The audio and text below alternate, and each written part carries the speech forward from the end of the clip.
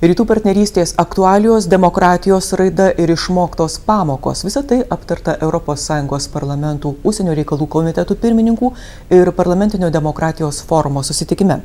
Parlamentai už demokratiją ambicingesnio globalaus bendradarbiavimo link. Tai Lietuvos pirmininkavimo ES tarybai parlamentinio matmens renginys.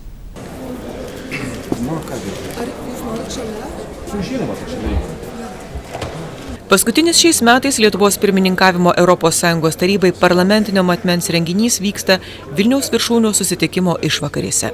Komiteto pirmininkai iš ES valstybių parlamentų, taip pat šalių kandidačių parlamentų atstovai, Europos parlamento delegacija, ES rytų partnerystės šalių atstovai, parlamentinio demokratijos forumo delegatai aptarė klausimus dėl ES rytų partnerystės.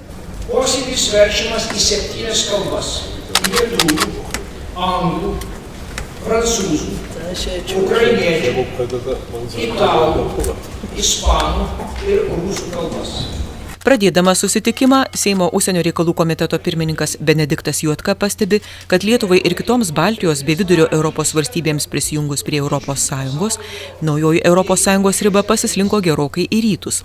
Esą kaip tik šioje erdvėje nuolat vyko ir vis dar vyksta didžiųjų pasaulio galių interesų kova, įtakos sferų persidengimo veikiami procesai, kuriuos stebėjome visą pasirengimo rytų partnerystės aukščiausio lygio susitikimui laikotarpį. Rytų partnerystė, reiškia, turbūt visi supranta, tai yra šalys, kurios pasirinko kelią artėti į ES, o šiandieną visada mokslo žmonės svarsto savo lygį įvairias problemas, o politikai, tai yra šiuo atveju, yra Europos parlamento, yra ES valstybių parlamentų, užsienio reikalų komitetų pirmininkų. Toks susitikimas tradicinis ir užsienio reikalų pirmininkai tiek iš rytų partnerystės šalių, tiek ES, tiek ES valstybių susirinko padiskutuoti prieš pat viršūnių susitikimą, būtent tą temą, rytų partnerystės temą, nes tai yra ir politinis procesas, susietas ir su ekonomika ir visais kitais, taigi labai svarbu, kaip galvoja apie tai rytų partnerių valstybių užsienio reikalų komitetų atstovai, tai yra jų pirmininkai. Tai, manau, labai įdomi tema, labai atitinka mūsų pirmininkavimo prioritetą. Jūs puikiai žinot, Lietuva pasirinko iš 4 pirmininkavimo prioritetų rytų partnerystę. Aš matau čia bendražygius iš Sąjūdžio laikų, Solidarność laikų Lenkijos, Sąjūdžio laikų Lietuvos. Iš tų judėjimų, kurie matau kolegas iš Ukrainos, matau Borisą Tarasiuką, visus kitus, kurie dalyvavo 90 metais atstatant tų šalių, apie kurias mes dabar šiandien šnekame, nepriklausomybės. Aš manau, kad po 90 metų, gal ir pervertindamas, gerbiamas pirmininkė, manyčiau, kad šis etapas ES plėtros, demokratijos plėtros, yra, ko gero, antras po 90 metų revoliucinių įvykių, kada buvo atkurta tų šalių nepriklausomybė. Lietuvos Respublikos užsienio reikalų ministras Linas Linkevičius teigia, kad vertindami rytų partnerystės programos įgyvendinimą, turime įvertinti, kas pasiekta ir kas bus daroma ateityje. Ukraina per tą pastarąjį laikotarpį arba per tą pusmetį, kalbėkime, jeigu matuotumėm mūsų atsakomybės tą laikotarpį, pirmininkaujant ES tarybai, priartėjo prie Europos. To nepamatyti neįmanoma. Neįmanoma pamatyti vėlgi dėl to paties pilietinio aktyvumo, kuris galbūt buvo šiek tiek nuslopęs pastarąjį 10-metį, dabar jis labai aktyvus. Mes galim matyti europinės nuotaikas ir aikštėse, ir gatvėse. It is clear that if Ukraine is to take a step forward in terms of economic progress. Aišku viena, jeigu Ukraina žengtų į priekį ir būtų ekonominė pažanga, jeigu žengtų demokratizacijos įstatymų viršenybės link, nebejotinai mes turėtume jiems padėti. Mes žinome, kad žmonės, kurie dabar gatvėse, blogos išeities nesitiki. Which it seems to me most Ukrainians are indicating in the street they do not want to contemplate. This conference, to make it possible from the side of the parliaments of Europe.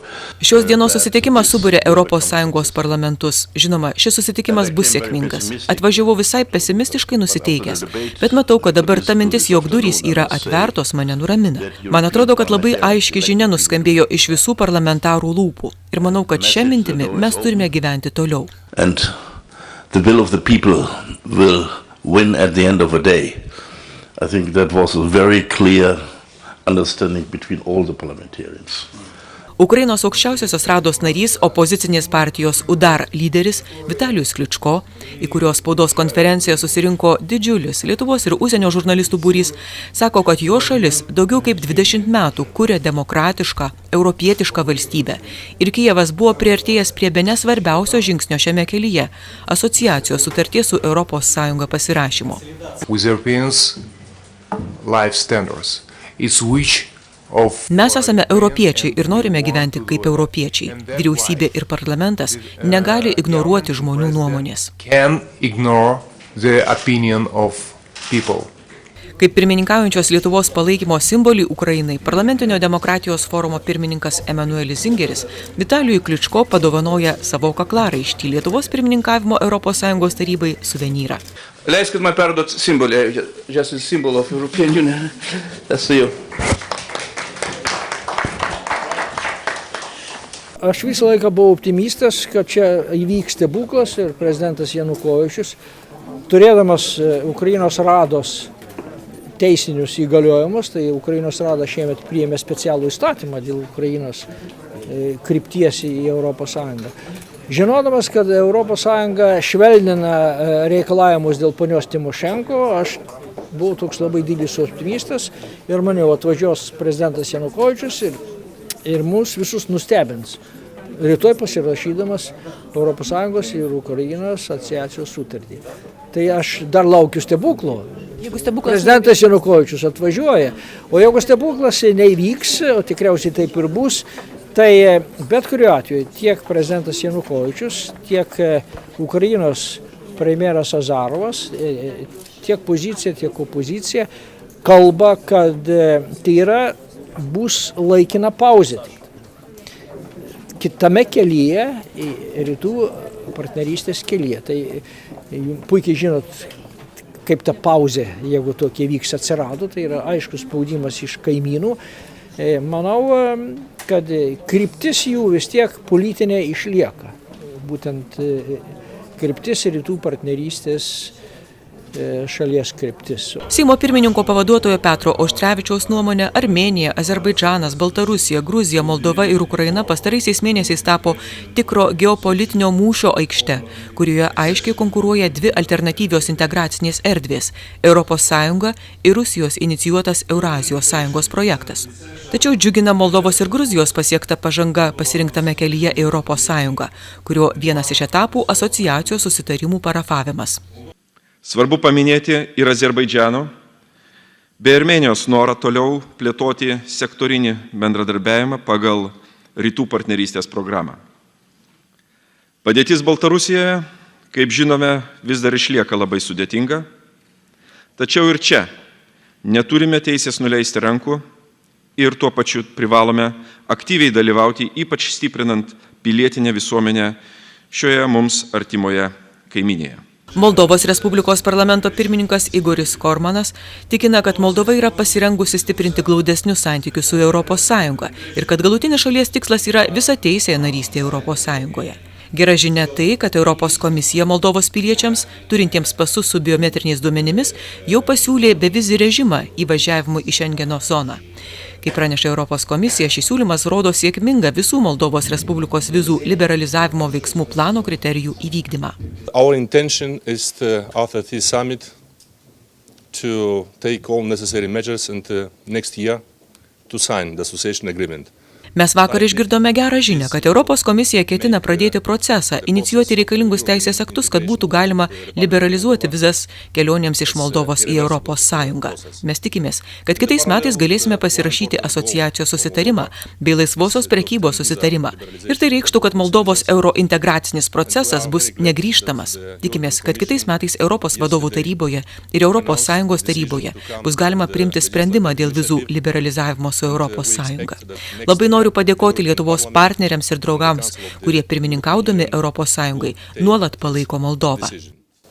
So I'm very grateful to our Lithuanian partners and friends for the activity during the presidency in the Council of the European Union and for the permanent support of Moldova.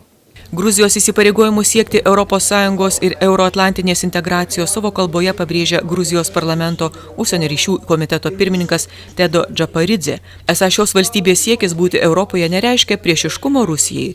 Gruzijai tai reiškia konkurencingumą, teisės viršenybę, pagarbą kultūriniai įvairoviai, tvirtą daugiašališkumo principą ir įsipareigojimą gerbti žmogaus teisės. Pasak Armėnijos Respublikos nacionalinio susirinkimo užsienio ryšių komiteto pirmininko Artako Zakarjano, ES yra viena svarbiausių Armėnijos partnerių, įgyvendinant plataus masto reformas žmogaus teisų, demokratijos ir teisės viršenybės rytise. Armėnija siekia ir toliau tęsti visapusišką ir abiems pusėms naudingą partnerystę su ES. Mes nutarėm jokių tokių rezoliucijų. Jeigu jūs žinot, nežinot, rugsėjo mėnesį mūsų komitetas, tai yra užsienio reikalų komitetas, kartu su gynybos komitetu buvo atsakingi už užsienio ir gynybos politikos konferenciją. Tai ten mes, baigiant tą konferenciją, kelių puslapių rezoliuciją, ta rezoliucija buvo išsiųsta ir į Briuselį. Šį kartą mes nutarėm tokio deklaracijos ir rezoliucijos nepateikti, o tiesiog pasidalinti esamą situaciją. Kokią situaciją kiekvienoje valstybėje turi eidama tuo sudėtingu rytų partnerystės proceso keliu. Parlamentinio demokratijos forumo nariai, kaip pabrėžė forumo pirmininkas Emanuelis Zingeris, priėmė pareiškimą dėl Europos rytų partnerystės programos krypties ir ukrainiečių vilčių, kuriame sveikina milijonus ukrainiečių už jų ryžtingą poziciją renkantis Europos Sąjungą ir reiškia solidarumą su jais. Bei ragina Europos Sąjungą priimti būtiną svarbų politinį sprendimą, nedelsiant nustatyti bevizį režimą su Ukraina.